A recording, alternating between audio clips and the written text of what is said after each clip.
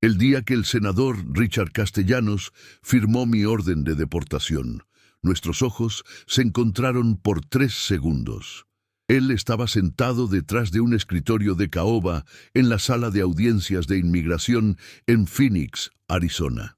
Yo estaba parado esposado entre dos agentes de ICE, vestido con el uniforme naranja de detenido que llevan usar a todos los criminales antes de ser expulsados del país. En esos 3 segundos vi algo raro en sus ojos. No era odio, no era desprecio, era algo que no pude identificar en ese momento, pero que me perseguiría durante años. Reconocimiento. Jesús Ramírez. Leyó mi nombre con voz monótona y profesional. Residente ilegal. Acusado de robo agravado. La evidencia es concluyente. Deportación aprobada. Tiene 72 horas antes de ser transportado a la frontera. El martillo golpeó el escritorio. Mi vida en Estados Unidos terminó con ese sonido. Lo que yo no sabía mientras me llevaban de regreso a la celda de detención era que ese senador con traje gris de $3,000 y corbata roja patriótica era mi padre biológico, el mismo hombre que había abandonado a mi madre embarazada en Guadalajara 34 años antes, el mismo hombre que había construido carrera política exitosa sobre plataforma antiinmigrante, el mismo hombre cuya sangre corría por mis venas mientras él firmaba documentos para expulsarme del único país donde había encontrado esperanza. Y lo más irónico de todo, yo era inocente del crimen por el cual me deportaban. Mi nombre es Jesús Ramírez, y esta es la historia de cómo crucé el desierto buscando el sueño americano. Perdí todo lo que amaba. Fui acusado falsamente de un crimen que no cometí y descubrí que el hombre que destruyó mi vida con un golpe de martillo era el padre que nunca conocí. Algunas historias de migración terminan con reuniones familiares felices. La mía terminó en sala de corte, mirando los ojos del hombre que me dio la vida mientras él me la quitaba. Antes de continuar con esta historia devastadora que demuestra cómo el sistema puede destruir familias sin siquiera saberlo, necesito pedirte algo importante. Escribe en los comentarios de qué país y ciudad estás viendo este video. Quiero saber dónde están todas las personas que, como Jesús, han cruzado fronteras buscando mejor vida o que conocen a alguien separado de su familia por el sistema migratorio. La historia que vas a escuchar tiene traición, amor perdido, acusaciones falsas y el descubrimiento más doloroso que un hombre puede experimentar, que el juez que destruyó su vida era el padre que nunca conoció. Jesús Ramírez cruzó el desierto a los 33 años. Lo que encontró del otro lado cambiaría su vida para siempre. ¿Qué llevó a un senador antiinmigrante a firmar la deportación de su propio hijo sin saberlo? ¿Cómo terminó Jesús acusado de un crimen que no cometió? Vamos a la primera parte de esta historia que te romperá el corazón. Todo comenzó en Guadalajara, México, en una tarde calurosa de junio, cuando mi madre me contó la única verdad que sabía sobre mi padre. Se llamaba Ricardo, era estudiante universitario estadounidense de intercambio. Cuando le dije que estaba embarazada, desapareció al día siguiente sin dejar rastro. Tengo ese recuerdo grabado porque fue la última conversación significativa que tuve con mi madre antes de que muriera de diabetes 6 meses después. Yo tenía 32 años. Trabajaba como mecánico en un taller de Guadalajara, ganando $300 mensuales. Y sabía que esa cantidad nunca sería suficiente para darle a mi familia la vida que merecían. Mi nombre es Jesús Ramírez. Nací en Guadalajara en 1991. Crecí sin padre, sin dinero, pero con sueños grandes. Mi madre, Rosa Ramírez, trabajó toda su vida limpiando casas para mantenerme. Me enseñó valores que ninguna universidad podría enseñar: trabajo duro, honestidad y nunca rendirse sin importar cuán difíciles sean las circunstancias. Cuando ella murió en diciembre de 2023, me dejó 3 cosas: una foto descolorida de un joven guapo, estadounidense que supuestamente era mi padre, $800 que había ahorrado durante años, y una carta que decía: «Mijo, sé que has sacrificado tu vida cuidándome. Ahora es tu turno de vivir. Ve al norte. Busca tu sueño. No cometas mis errores». Tenía una esposa, Gabriela, y una hija de 5 años, Sofía. Gabriela trabajaba en una tienda de ropa ganando aún menos que yo. Entre los dos, apenas podíamos pagar renta de nuestro apartamento de un cuarto en las afueras de Guadalajara. Sofía merecía mejor, merecía educación, oportunidades, futuro. La decisión de cruzar la frontera no fue fácil. Significaba dejar a mi familia por tiempo indefinido. Significaba arriesgar mi vida en el desierto. Significaba convertirme en ilegal, en país que ni siquiera sabía si me querría. Pero en México no veía futuro. Veía solo ciclo interminable de pobreza que se repetiría con Sofía si yo no hacía algo drástico.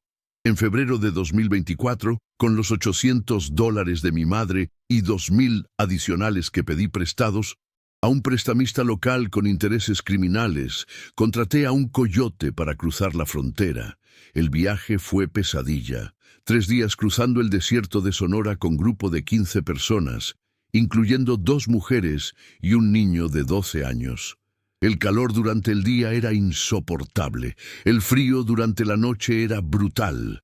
Uno de los hombres en nuestro grupo colapsó de deshidratación en el segundo día. El coyote simplemente lo dejó ahí. «No podemos cargar cuerpos», fue su única explicación. Esa imagen me persigue todavía. Un hombre muriendo en el desierto mientras nosotros seguíamos caminando, porque detenerse significaba morir también. Llegué a Phoenix, Arizona, el 18 de febrero de 2024. Llegué con ropa sucia, cuerpo deshidratado y sueños intactos. El coyote nos dejó en una casa segura en las afueras de la ciudad, donde otros inmigrantes esperaban conexión con familiares o trabajo. Llamé a Gabriela desde teléfono prestado. Llegué. Fue todo lo que pude decir antes de comenzar a llorar. 3 días. El infierno, pero había llegado. Estaba en Estados Unidos. El sueño americano estaba a mi alcance. O eso pensaba. Los primeros meses fueron durísimos. Encontré trabajo en construcción a través de contacto mexicano que conocí en la casa segura. $12 la hora en efectivo, sin preguntas. No era mucho, pero era 4 veces más de lo que ganaba en México. Compartía apartamento con otros 5 mexicanos en un complejo de viviendas baratas en South Phoenix. Dormíamos por turnos porque solo había 3 camas. Comíamos frijoles, arroz y tortillas porque era lo más barato. Cada centavo que sobraba lo enviaba a Gabriela. $400 cada 2 semanas. No era fortuna, pero en México hacía diferencia. Gabriela podía pagar mejor escuela para Sofía. Podían comer mejor. Podían tener dignidad. Durante esos primeros 6 meses, hablaba con Gabriela y Sofía por videollamada cada domingo. Ver la cara de mi hija por pantalla de teléfono me recordaba por qué estaba sacrificando todo. «Papi, ¿cuándo regresas?», me preguntaba Sofía cada domingo. «Pronto, mi amor, solo un poco más». Pero pronto se convirtió en meses. Los meses se convirtieron en rutina, y la rutina se convirtió en nueva vida que empezaba a echar raíces en suelo estadounidense que técnicamente no me pertenecía. En agosto de 2024, 6 meses después de mi llegada, conocí a alguien que cambiaría todo. Un contratista general llamado Michael Harper, que buscaba trabajadores confiables para proyectos más grandes. «Necesito a alguien que sepa mecánica, además de construcción», me dijo después de ver cómo reparaba máquina de construcción que otros habían dado por perdida. «¿Sabes trabajar con maquinaria pesada? Fui mecánico en México durante 10 años. Perfecto. Te pago $18 la hora. Trabajo constante. Pero necesitas estar disponible para proyectos en diferentes ciudades de Arizona. $18 la hora. Era más dinero del que había soñado ganar. Acepté inmediatamente. Durante los siguientes meses trabajé en proyectos y por todo Arizona, Tucson, Flagstaff, Yuma. Michael resultó ser jefe justo que pagaba puntualmente y no hacía preguntas sobre estatus migratorio. No éramos amigos, pero había respeto mutuo entre trabajador bueno y jefe que valoraba trabajo de calidad. En noviembre de 2024, 9 meses después de mi llegada, algo inesperado pasó. Me enamoré. Su nombre era Elena Morales, mexicana-americana de segunda generación, nacida en Phoenix. Trabajaba como enfermera en hospital local. La conocí cuando llevamos a uno de mis compañeros de trabajo al hospital después de accidente menor en la obra. Elena tenía 28 años, sonrisa que iluminaba cualquier habitación y bondad genuina que no había visto en mucho tiempo. Mientras esperaba en sala de emergencias, ella se acercó a hablarme. «¿Eres nuevo en Phoenix?», me preguntó en español perfecto. «Relativamente. Llegué hace 9 meses». «¿De dónde?» «Guadalajara». Conversamos durante 20 minutos mientras esperábamos. Ella me contó sobre su familia, su trabajo y su amor por Phoenix. Yo le conté versión editada de mi historia, que había venido buscando mejor vida, que trabajaba en construcción, que extrañaba a mi familia. No le mencioné que era indocumentado. No le mencioné que tenía esposa e hija en México. Esas omisiones se convertirían en mentiras que eventualmente destruirían todo. Elena y yo comenzamos a vernos casualmente. Café después de su turno, cena los viernes, caminatas los domingos. Era fácil estar con ella. Me hacía olvidar la soledad aplastante de vivir en país extranjero sin familia. Me hacía sentir que tal vez podía construir vida real aquí. Pero cada domingo, cuando hablaba por videollamada con Gabriela y Sofía, la culpa me consumía. Les estaba mintiendo. Les decía que estaba trabajando duro, ahorrando dinero, planeando regresar pronto. Pero la verdad era que empezaba a imaginar vida permanente en Arizona. En diciembre de 2024, casi un año después de mi llegada, tomé decisión que cambiaría todo. Dejé de enviar dinero a México. No fue decisión calculada. No fue porque había dejado de amar a mi familia. Fue porque estaba confundido, asustado, atrapado entre dos vidas que no podían coexistir. Gabriela me llamó desesperada después de 2 semanas sin recibir dinero. «Jesús, ¿qué está pasando? Sofía necesita útiles escolares. El casero está amenazando con echarnos. ¿Dónde está el dinero?»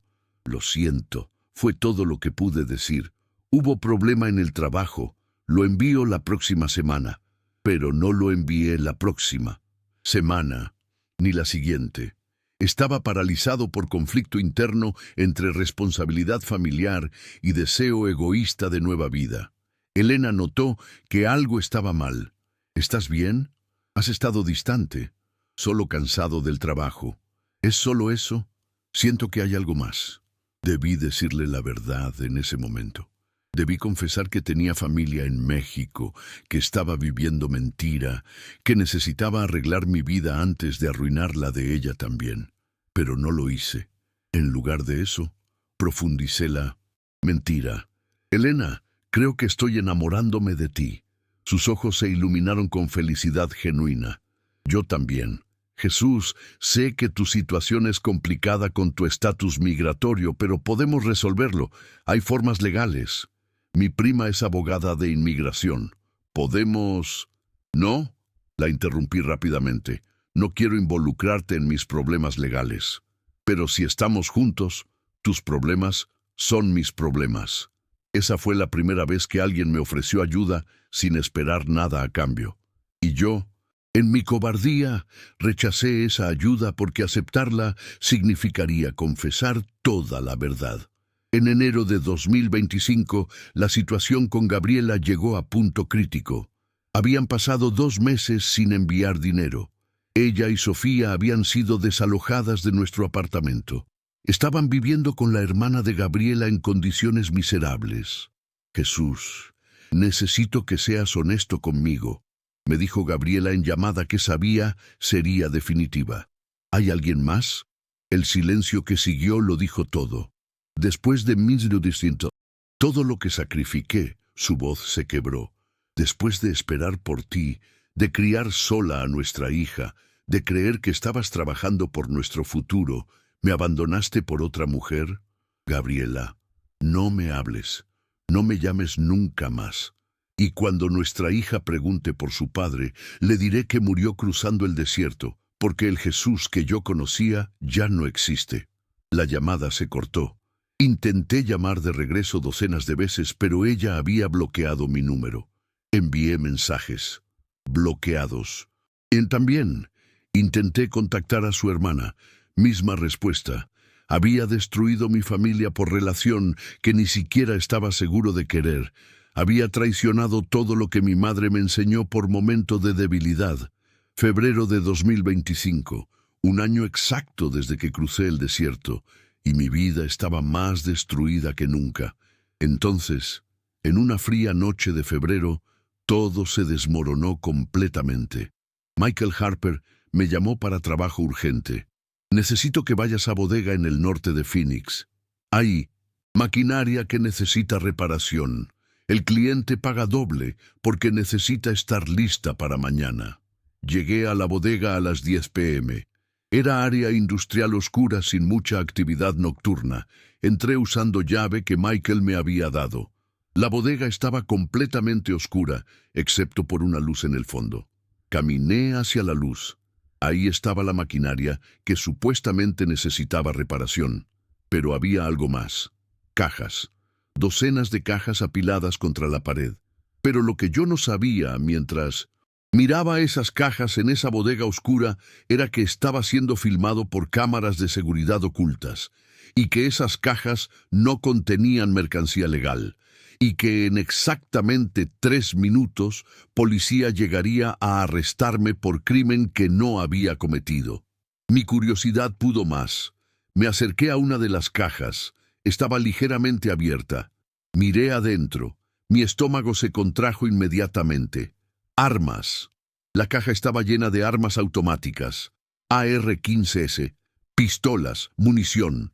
Docenas de ellas empacadas cuidadosamente. Retrocedí inmediatamente. Esto no era trabajo de reparación de maquinaria. Esto era trampa.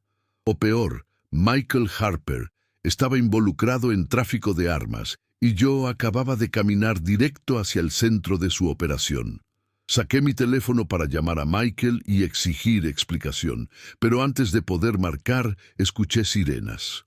Muchas sirenas, acercándose rápidamente. La puerta de la bodega explotó hacia adentro. 10 oficiales de policía entraron con armas en alto, linternas, cegadoras, apuntándome, gritos simultáneos. ¡Al suelo! ¡Manos donde pueda verlas! ¡Ahora! Obedecí inmediatamente. Me tiré al suelo con manos detrás de la cabeza. Botas me rodearon. Manos me esposaron con fuerza innecesaria.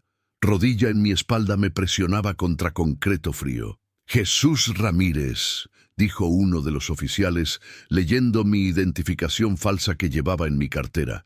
«Está arrestado por posesión ilegal de armas de fuego, tráfico de armas y conspiración para cometer crimen. Es federal. Yo solo vine a reparar maquinaria. Mi jefe me envió». «Claro que sí», respondió el oficial con sarcasmo. «Todos los traficantes de armas dicen lo mismo». Me llevaron a estación de policía. Durante las siguientes 6 horas me interrogaron sin parar. 2 detectives, ambos con expresiones que mezclaban desprecio y satisfacción de haber atrapado criminal. «Mira, Jesús», decía el detective Morrison, un hombre blanco de unos 50 años con bigote gris. «Esto puede ir de 2 formas. Puedes cooperar, decirnos quién te contrató, dónde iban esas armas, quiénes son tus contactos, o puedes quedarte callado y enfrentar 20 años de prisión federal más deportación. Ya les dije todo lo que sé. Michael Harper, mi jefe, me llamó para reparar maquinaria. Llegué a la bodega, vi las armas. Ustedes llegaron. Esa es toda la historia.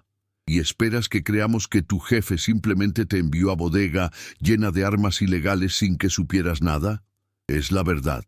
El detective Ramírez, un hispano de unos 40 años que me miraba con particular disgusto, probablemente porque compartíamos apellido, se inclinó hacia adelante. ¿Sabes qué me molesta, Jesús? Que gente como tú viene a este país ilegalmente, trabaja ilegalmente y después se involucra en crimen real. Le das mala imagen a todos los hispanos que estamos tratando de hacer las cosas bien. Sus palabras dolieron más que cualquier insulto de Morrison, porque venían de alguien que supuestamente debería entenderme. No, soy criminal, soy trabajador que fue engañado. Entonces dame el número de Michael Harper, llamémoslo ahora mismo y aclaremos esto. Les di el número. Marcaron. Buzón de voz. Intentaron 5 veces más durante las siguientes horas. Siempre buzón de voz. ¡Qué conveniente!, dijo Morrison.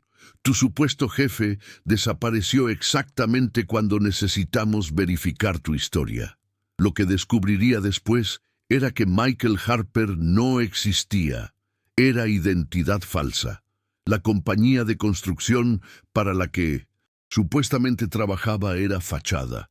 Todo había sido operación diseñada para usar trabajadores indocumentados como chivos expiatorios en red de tráfico de armas. Pero en ese momento solo sabía que estaba solo, sin testigos, sin forma de probar mi inocencia y con evidencia damning. Mis huellas digitales estaban por toda la bodega y las cajas de armas. Me mantuvieron detenido durante 48 horas antes de mi primera audiencia. Compartí celda con 3 otros detenidos, todos ellos involucrados en casos de drogas. Ninguno hablaba español. Me sentí más solo que nunca. Intenté llamar a Elena. No respondió. Le dejé mensaje explicándole lo que había pasado, rogándole que me creyera, que me ayudara. Nunca devolvió mi llamada. Después descubriría que ella había visto las noticias. Los medios pintaban historia perfecta, inmigrante ilegal, arrestado en redada de tráfico de armas. Mi foto de arresto estaba en todos los noticieros locales. Elena, enfermera respetada en comunidad, no podía arriesgar su reputación asociándose con criminal. La primera audiencia fue pesadilla. Me asignaron abogado público que parecía tener 200 casos simultáneamente y 0 interés en el mío. Mira, me dijo en consulta de 5 minutos antes de la audiencia, tu mejor opción es declararte culpable de cargos menores, negocio con fiscal, cumples 2 años después de deportación. Si peleas esto, pierdes y te dan 15, 20 años antes de deportación. Pero soy inocente, eso dicen todos. El problema es que la evidencia dice lo contrario. Tus huellas están en las armas. Estabas solo en la bodega. Tu jefe desapareció. ¿Qué crees que va a decidir el jurado? Necesito más tiempo para encontrar evidencia. No hay más tiempo. Declaración de culpabilidad o juicio. Elige ahora. Elegí juicio. No porque pensara que podía ganar, sino porque la idea de declararme culpable de crimen que no cometí era traicionar todo lo que mi madre me había enseñado sobre integridad. El juicio estaba programado para 6 semanas después. Durante ese tiempo permanecí en detención porque no podía pagar fianza de $50,000. 6 semanas en celda compartida, pensando en todas las decisiones que me habían llevado a ese momento.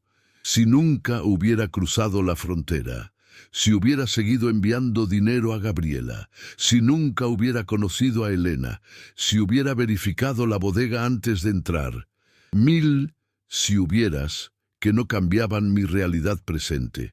La única persona que me visitó durante esas 6 semanas fue un sacerdote católico que ofrecía servicio espiritual a detenidos. Padre Miguel, mexicano de 65 años que había emigrado legalmente 40 años antes. Hijo, me dijo durante una de sus visitas, he visto muchos casos como el tuyo. Sistema está diseñado para triturar a los vulnerables, pero tienes que mantener fe. ¿Fe en qué? En sistema que me usó como chivo expiatorio.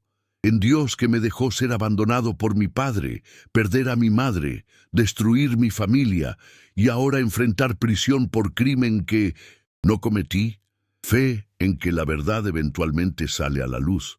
Puede no ser hoy, puede no ser de la forma que esperas, pero la verdad tiene forma de emerger. No le creí en ese momento, pero sus palabras me dieron suficiente fuerza para no rendirme completamente.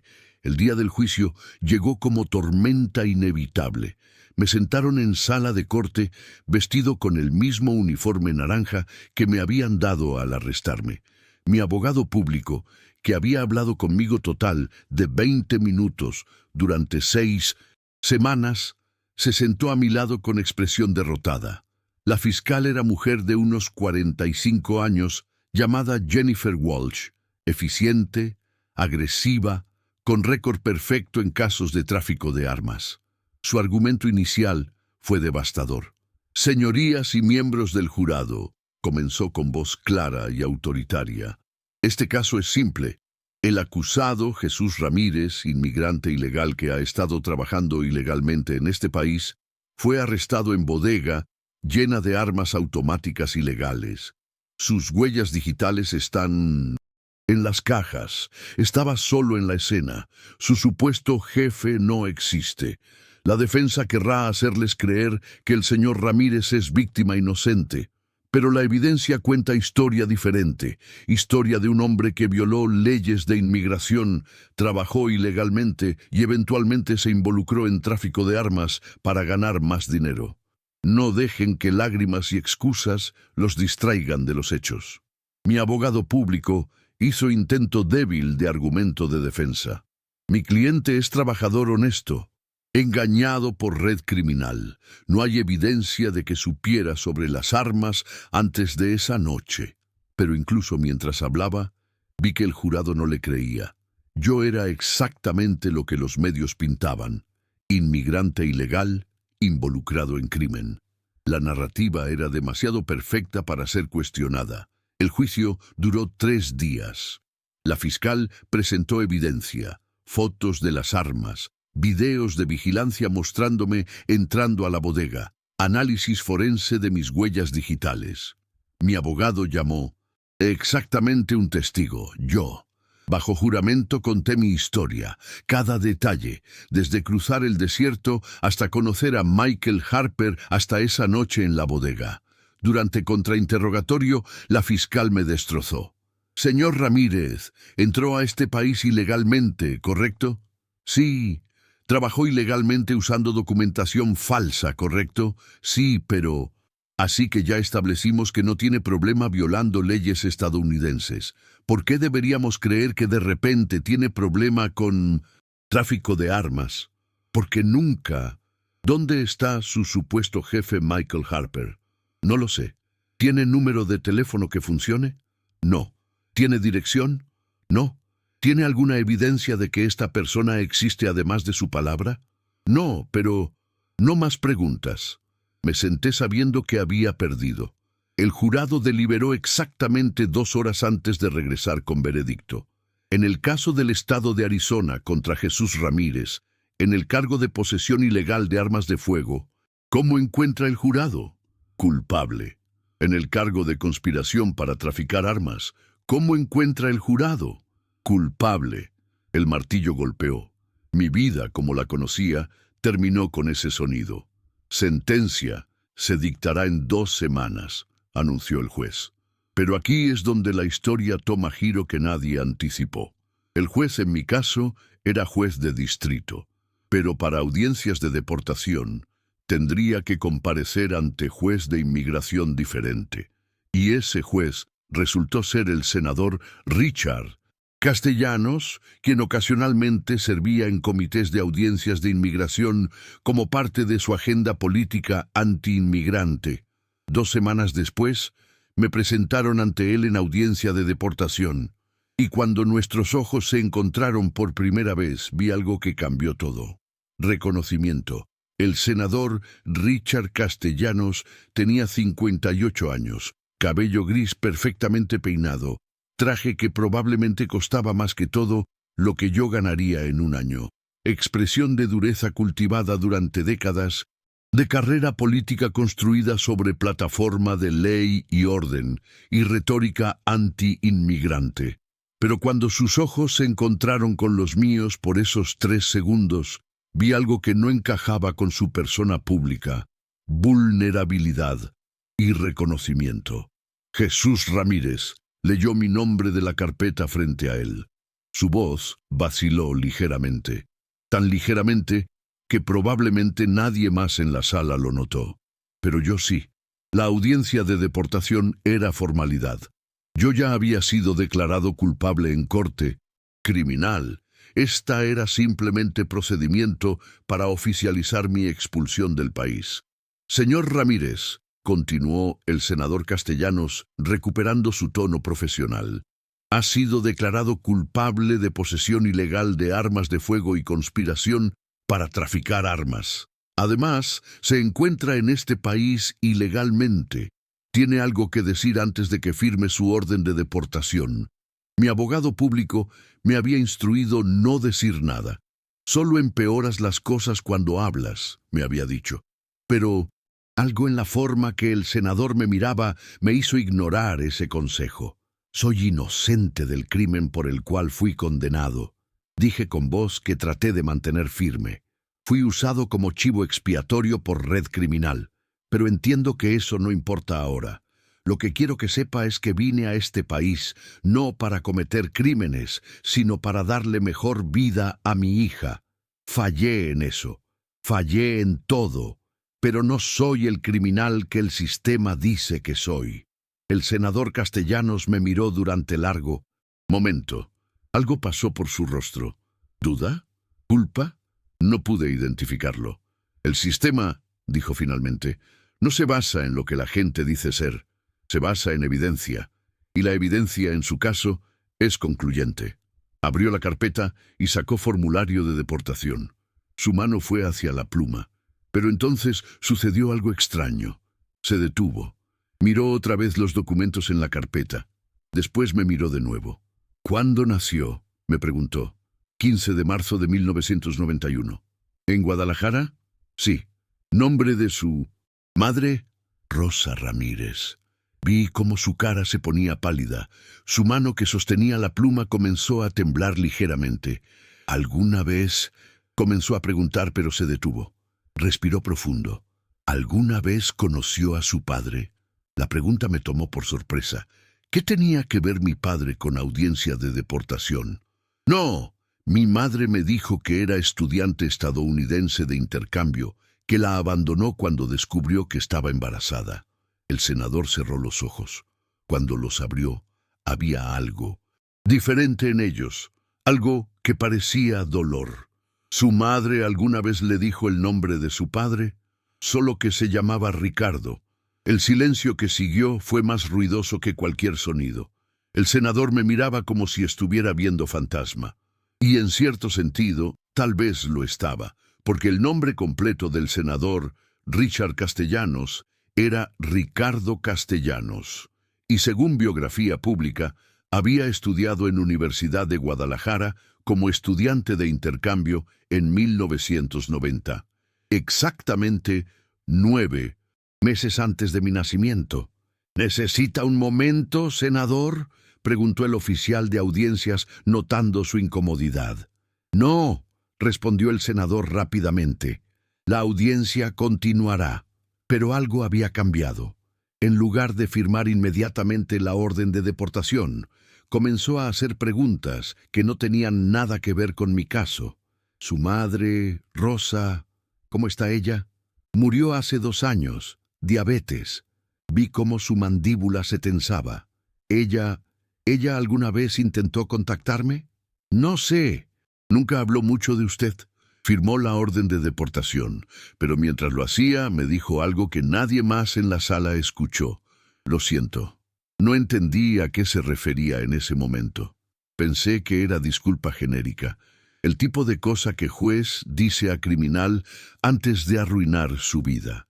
Me deportaron 48 horas después.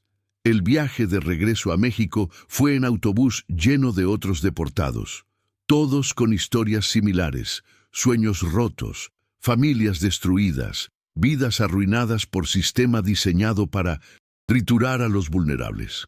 Llegué a Guadalajara con nada excepto ropa que llevaba puesta y $50 que alguien me había dado en centro de detención.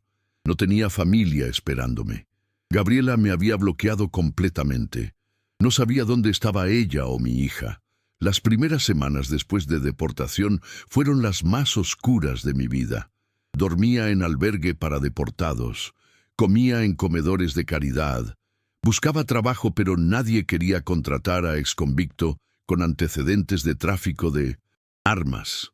Caí en depresión profunda. Había días donde no veía punto en seguir viviendo. El sueño que había perseguido me había costado todo. Mi familia, mi dignidad, mi libertad y casi mi vida. Fue durante una de esas noches oscuras, 3 meses después de mi deportación, cuando recibí llamada de número desconocido estadounidense. «¿Jesús Ramírez?», preguntó voz masculina que sonaba vagamente familiar. «Sí. Mi nombre es Richard Castellanos. Creo que necesitamos hablar». Mi corazón se detuvo. El senador que había firmado mi deportación me estaba llamando. ¿Por qué? No tengo nada que decirle. Por favor, no cuelgue. Necesito hacerle prueba de ADN. ¿Qué? Creo que hay posibilidad de que yo sea su padre biológico. El mundo se detuvo. Todo el ruido del albergue desapareció. Solo existía esa voz en el teléfono diciéndome palabras que no podía procesar. Estuve en Guadalajara en 1990, continuó el senador. Era estudiante de intercambio. Conocí a una mujer llamada Rosa Ramírez. Tuvimos relación breve. Cuando regresé a Estados Unidos perdimos contacto. Nunca supe que ella quedó embarazada. ¿Y ahora qué? ¿Ahora que ya destruyó mi vida quiere jugar al padre amoroso? No espero perdón. No espero nada. Solo necesito saber la verdad. Y si eres mi hijo, necesito intentar arreglar lo que rompí. No puede arreglar nada. Firmó mi deportación.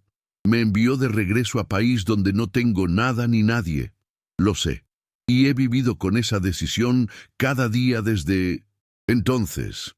Porque cuando te vi en esa sala de audiencias, cuando escuché tu nombre y fecha de nacimiento, y después el nombre de tu madre, supe que probablemente eras mi hijo. Y firmé tu deportación de todos modos. ¿Por qué? Porque soy cobarde. Porque mi carrera política está construida sobre ser duro con inmigración. Porque admitir que mi propio hijo era inmigrante ilegal destruiría todo lo que he construido durante 30 años. Así que elegí mi carrera sobre mi hijo. La honestidad brutal de su confesión me dejó sin palabras. Pero continuó, no puedo vivir con esa decisión, así que te ofrezco esto. Haz la prueba de ADN. Si eres mi hijo, usaré cada recurso que tengo para probar tu inocencia en ese caso de tráfico de armas. Y encontraré forma de traerte de regreso a Estados Unidos legalmente. ¿Por qué debería confiar en usted? No deberías. ¿Pero qué tienes que perder? Tenía razón. Ya había perdido todo. Una prueba de ADN no podía empeorar las cosas. 2 semanas después, un representante legal del senador llegó a Guadalajara con kit de prueba de ADN. Me tomó muestra de saliva.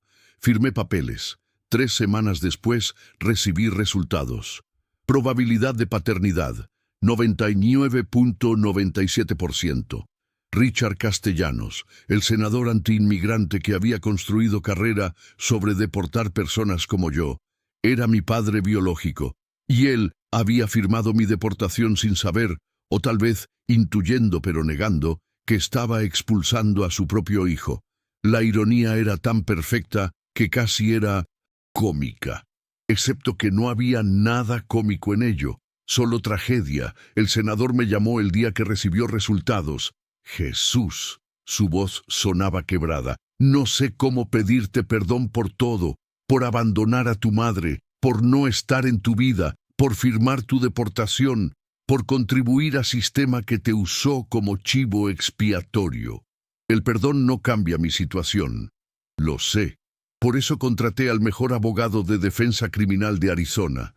Está revisando tu caso ahora.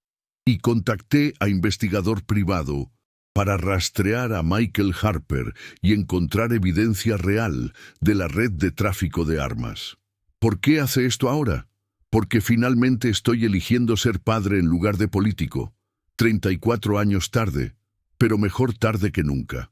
Durante los siguientes 6 meses, el senador cumplió su promesa. Su abogado presentó moción para nuevo juicio basado en evidencia nueva.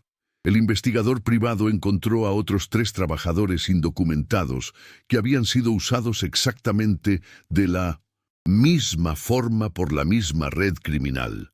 Más importante, encontraron a uno de los líderes de la red, un hombre llamado Thomas Brennan, que había usado múltiples identidades, incluyendo Michael Harper, para reclutar trabajadores indocumentados vulnerables para sus operaciones.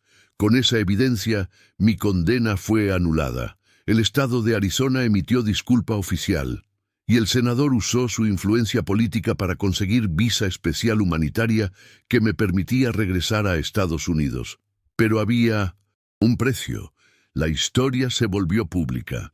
Senador antiinmigrante descubre que deportó a su propio hijo. Fue titular en todos los medios nacionales. La carrera política del senador estaba destruida. Perdió su escaño en siguientes elecciones. Fue expulsado de su partido por hipocresía. Su reputación quedó en ruinas.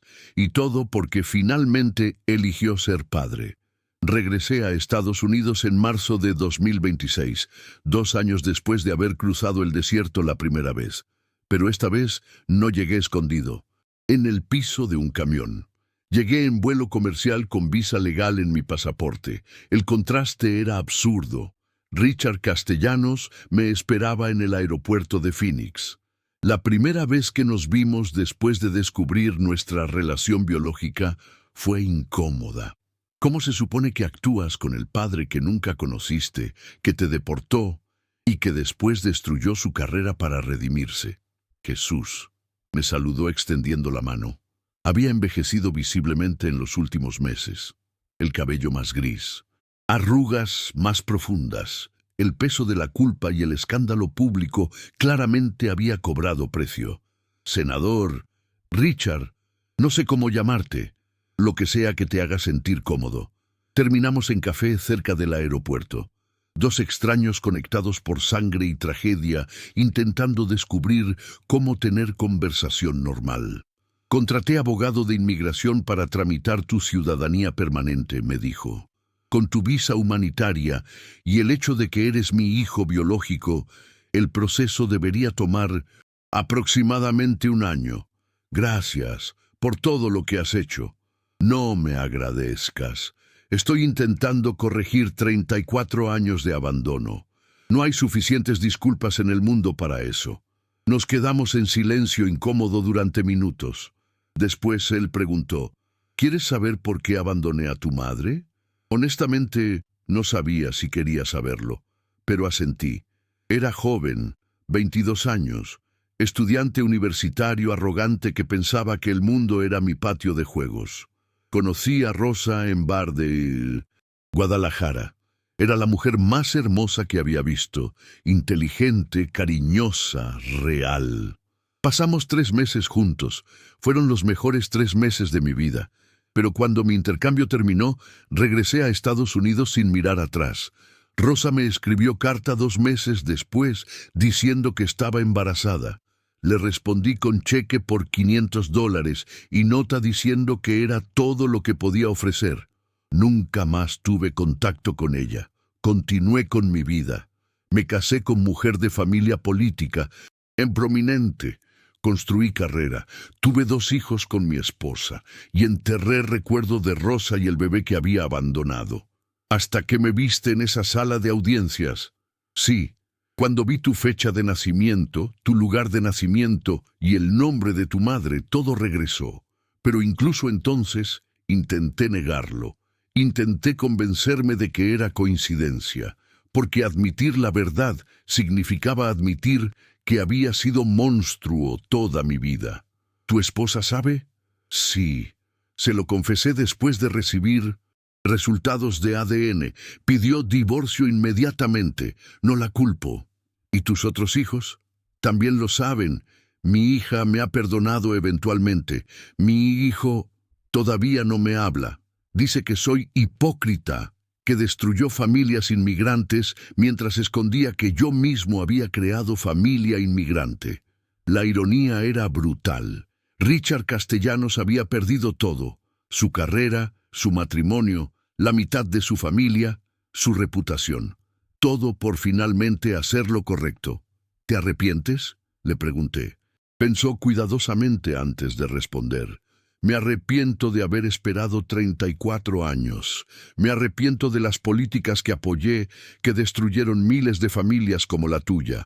Me arrepiento de haber sido cobarde toda mi vida, pero no me arrepiento de haberte ayudado, incluso si me costó todo. Durante las siguientes semanas, Richard me ayudó a establecerme en Phoenix. Me consiguió trabajo legítimo en taller mecánico. Me ayudó a rentar apartamento pequeño. Intentó construir relación que había estado ausente durante 3 décadas. Era raro, incómodo, pero también era algo que nunca había tenido. Un padre. Pero había algo más que necesitaba hacer. Algo más importante que mi relación con Richard. Necesitaba encontrar a Gabriela y Sofía. Contraté investigador privado en México. Después de 2 semanas las encontró. Estaban viviendo en Puebla con la hermana de Gabriela. Gabriela trabajaba en fábrica textil. Sofía tenía ahora 7 años y asistía a escuela pública. Llamé a Gabriela. Ella no respondió. Le envié mensaje. Sé que no tengo derecho a pedirte nada, pero por favor, dame oportunidad de explicar y disculparme. No por mí, por Sofía. Merece conocer a su padre. 3 días después, recibí respuesta. Sofía merece padre que no la abandonó. Tú dejaste de ser su padre cuando elegiste otra mujer sobre tu familia. Tenía razón, pero no podía aceptar esa respuesta como final. Volé a México. Fui a la fábrica donde Gabriela trabajaba. Esperé afuera durante 4 horas hasta que terminó su turno. Cuando me vio, su primera reacción fue furia. ¿Qué haces aquí? Vine a disculparme y a explicar. No hay nada que explicar. Te fuiste. Me abandonaste. Fin de la historia. Fui arrestado falsamente.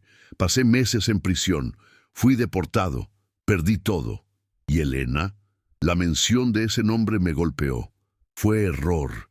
El peor error de mi vida. Pero necesitas saber toda la verdad. Durante la siguiente hora, le conté todo. Desde el arresto hasta el juicio, hasta descubrir que el senador era mi padre.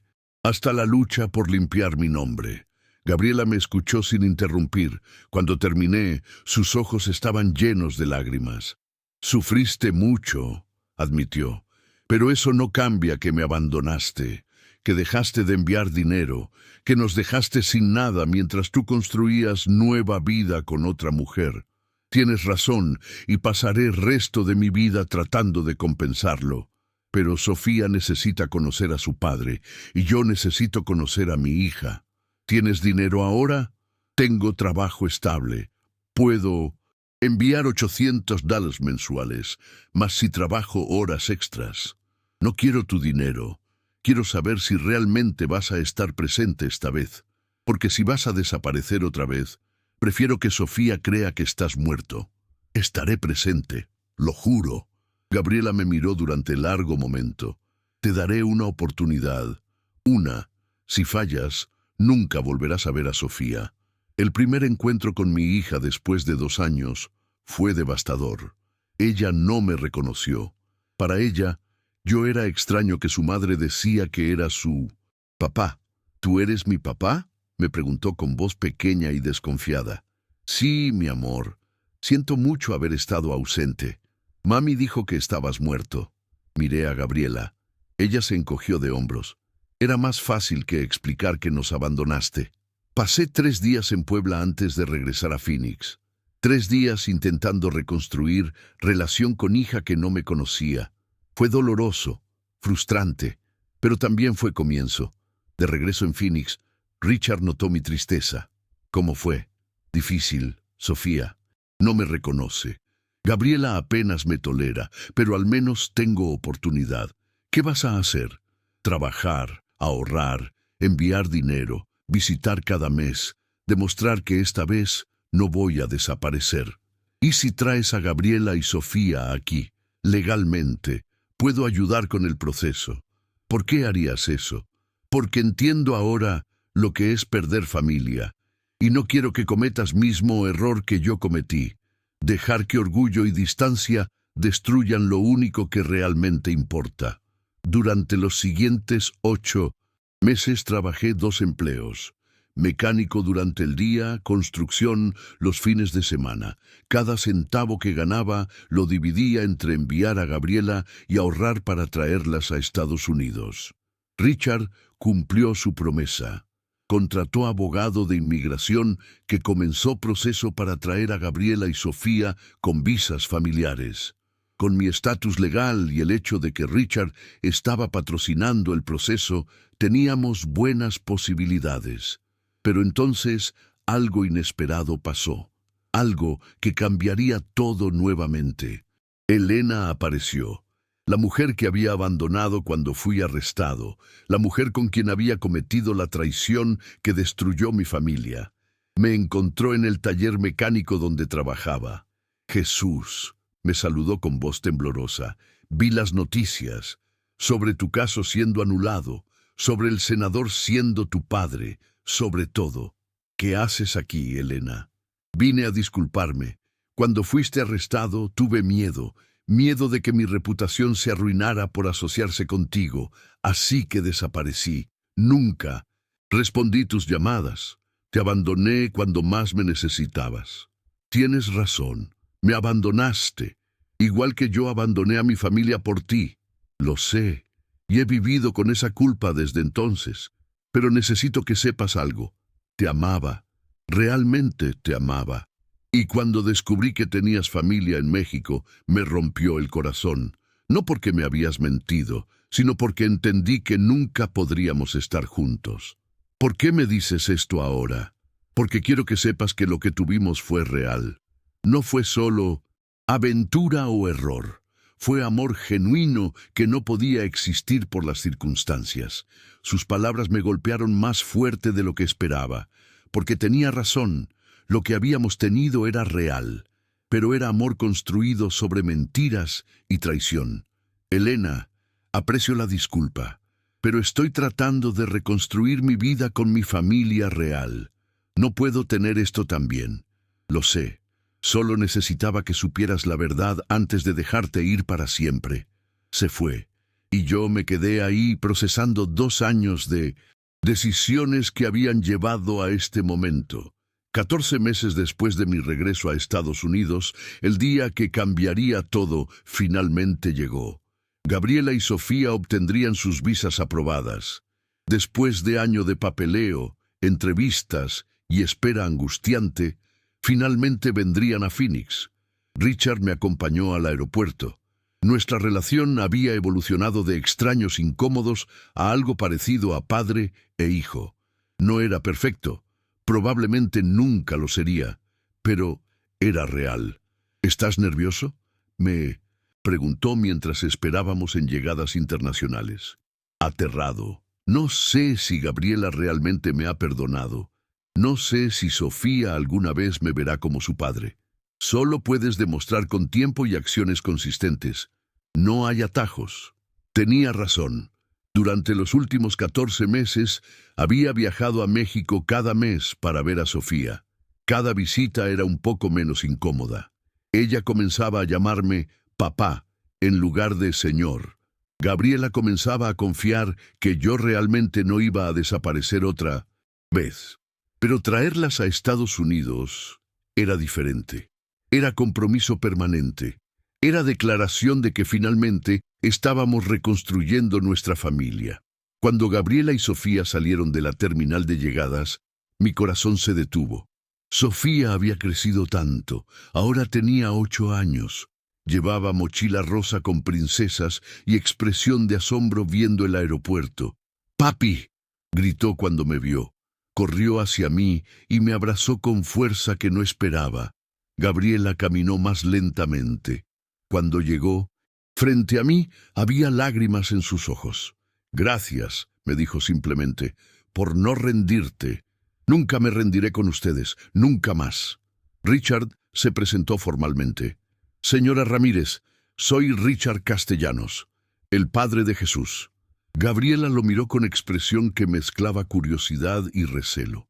Ella sabía toda la historia, el abandono, la deportación, la redención. «Gracias por ayudar a traernos aquí», dijo finalmente. «Es lo mínimo que podía hacer después de todo el daño que causé». Sofía miraba a Richard con fascinación. «Tú eres mi abuelo». La pregunta tomó a Richard por sorpresa. Sus ojos se llenaron de lágrimas. «Sí, supongo que lo soy». «¿Por qué lloras?» «Porque es la primera vez que alguien me llama abuelo sin odio en su voz». Durante las siguientes semanas, ayudé a Gabriela y Sofía a establecerse en Phoenix. Richard nos consiguió apartamento de 2 habitaciones en vecindario seguro. Inscribí a Sofía en buena escuela. Gabriela encontró trabajo en hospital como asistente administrativa. No vivíamos juntos. Gabriela fue clara. «Necesito tiempo antes de poder volver a confiar en ti como pareja. Por ahora somos copadres, nada más». Acepté esos términos, porque entendía que había destruido confianza que tomaría años reconstruir. Pero había momento todos los días que hacían que el sacrificio valiera la pena. Llevar a Sofía a la escuela, cenar con ella 2 veces por semana, ayudarla con tarea, cosas simples que había perdido por decisiones egoístas. 6 meses. Después de su llegada, algo inesperado pasó. Richard recibió diagnóstico de cáncer de páncreas. Etapa 4. Le daban 6 meses a 1 año de vida. «Es irónico», me dijo cuando me contó la noticia, «que finalmente encontré familia verdadera justo cuando voy a dejarla. Vamos a pelear esto. Hay tratamientos. Jesús, tengo 59 años. He vivido vida llena de errores, pero que terminó con redención. Estoy en paz. Yo no estoy en paz. Apenas te conozco. Apenas comenzamos a construir relación. Entonces, aprovechemos el tiempo que tenemos». Los siguientes meses fueron borrón emocional. Richard comenzó quimioterapia. Yo lo acompañaba a cada cita. Gabriela, sorprendentemente, también venía. Y Sofía, quien había desarrollado afecto genuino por su abuelo recién descubierto, le dibujaba tarjetas de «Mejórate pronto» cada semana. Durante uno de los tratamientos, Richard me preguntó algo que había estado evitando. «¿Me perdonas? Por todo. Por abandonar a tu madre. Por no estar en tu vida. Por deportarte. Por ser cobarde durante 34 años». Pensé cuidadosamente antes de responder. «No sé si perdón es la palabra correcta, pero entiendo que fuiste producto de tu tiempo y tus circunstancias. Y admiro que finalmente elegiste hacer lo correcto incluso cuando te costó todo. Es suficiente. Es suficiente». Richard vivió 8 meses después del diagnóstico. En ese tiempo hicimos más memorias que algunos padres e hijos hacen en décadas. Llevó a Sofía a su primera película en cine. Nimesu enseñó a jugar golf, terriblemente. Comimos juntos como familia cada domingo. Y más importante, me contó sobre mi madre, cosas que yo nunca había sabido. «Rosa era especial», me dijo una tarde mientras veíamos a Sofía jugar en el parque. «No solo por su belleza, sino por su bondad genuina. Me amó sin condiciones incluso cuando yo no merecía ese amor». «¿Por qué realmente la abandonaste?» «Miedo. Tenía 22 años. No estaba listo para ser padre. Tenía planes para mi vida que no incluían bebé con mujer mexicana, así que huí. Elegí cobardía sobre responsabilidad». «¿Te arrepentiste?» «Cada día de mi vida, especialmente cuando construí carrera política sobre plataforma que demonizaba exactamente el tipo de familia que yo había creado y abandonado». «Hay algo que necesito decirte», dije después de largo silencio. «Durante años te odié. Odiaba la idea de mi padre abandonando a mi madre. Odiaba que crecí sin ti. Odiaba que firmaste mi deportación. Lo entiendo, pero ya no te odio, porque vi que al final elegiste ser padre. Tarde sí, pero lo elegiste cuando había más que perder. Richard lloró. Era la primera vez que lo veía llorar abiertamente. Gracias, hijo. Esas palabras significan más de lo que puedes imaginar. Richard Castellanos murió en abril de 2027, rodeado de familia que finalmente había encontrado. Yo sostuve su mano izquierda. Sofía sostenía su mano derecha. Gabriela y sus otros hijos, mi media hermana y medio hermano que eventualmente aceptaron conocerme, estaban presentes. Sus últimas palabras fueron para mí: cuida a tu familia, no cometas mis errores. La vida es demasiado corta para desperdiciarla en orgullo y miedo. El funeral fue privado. Los medios habían perdido interés en el senador caído meses antes, pero para nosotros era despedida a hombre complicado que había sido monstruo y héroe en partes iguales. Después del funeral, mi media hermana Rebeca se me acercó. Habíamos hablado pocas veces durante la enfermedad de Richard. Jesús, me dijo, durante años te odié. Odiaba que aparecieras y arruinaras la imagen perfecta que tenía de nuestro padre.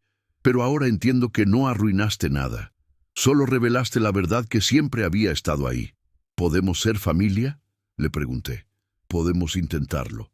3 años después, hoy, en abril de 2030, me siento en jardín de nuestra casa en Phoenix.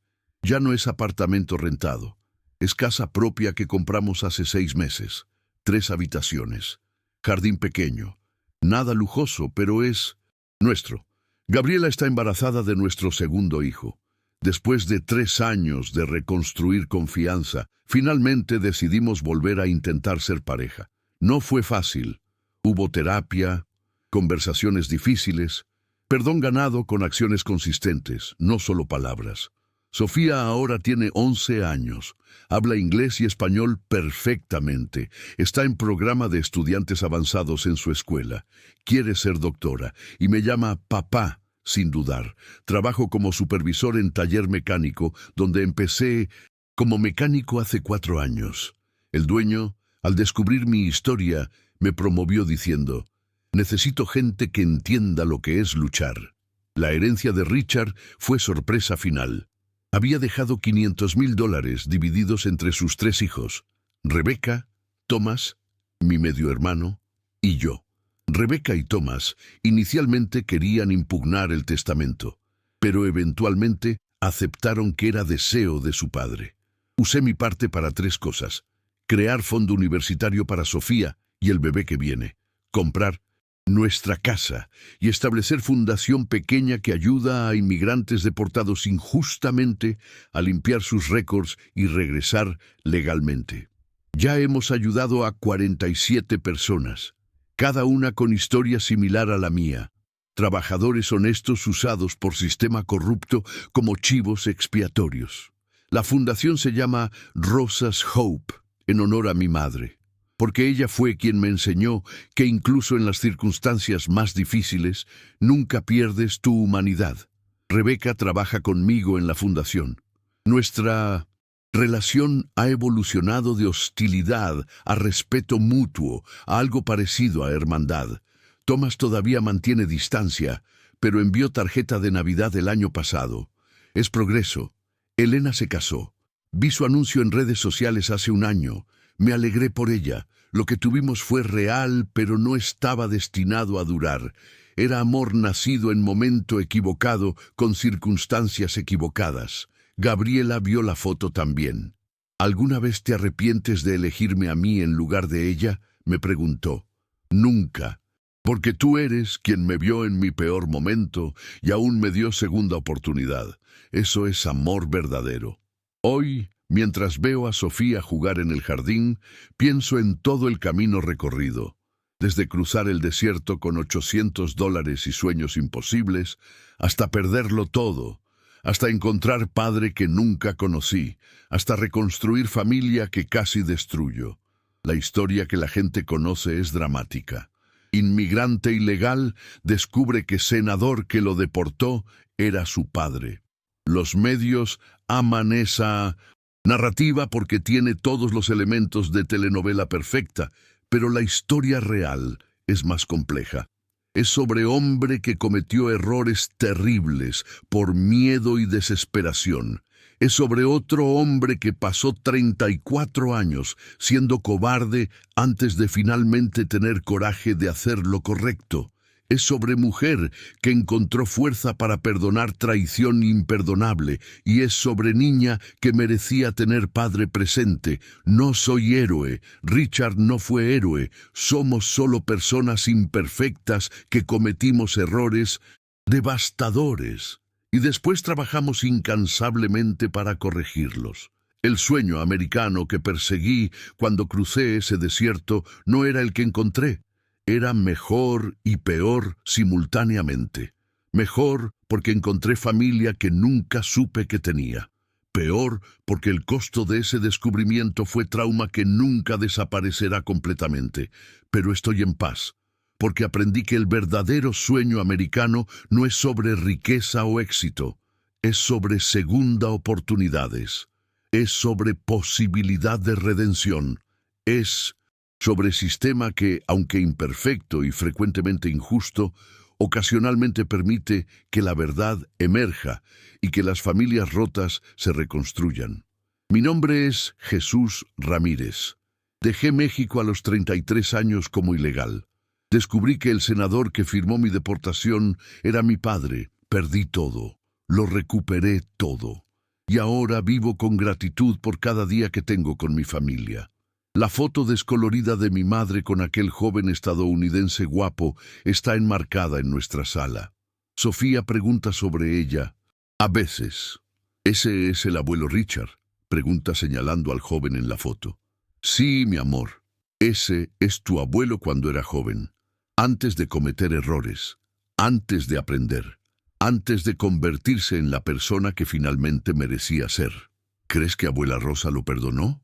Pienso en esa pregunta, en mi madre que murió sin saber que el hombre que la abandonó eventualmente sacrificaría todo para salvar al hijo que habían creado juntos.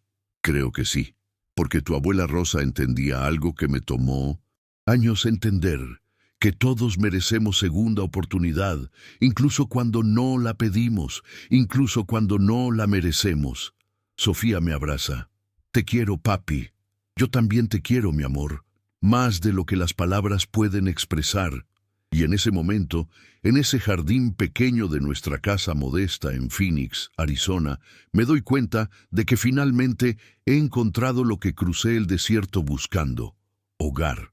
No el hogar físico de ladrillos y cemento, sino el hogar que construyes con personas que amas. El hogar que sobrevive deportaciones y traiciones y pérdidas. El hogar que existe en corazones conectados por amor más fuerte que sangre. El camino fue brutal. Las cicatrices son permanentes. Pero llegué. Finalmente llegué a casa.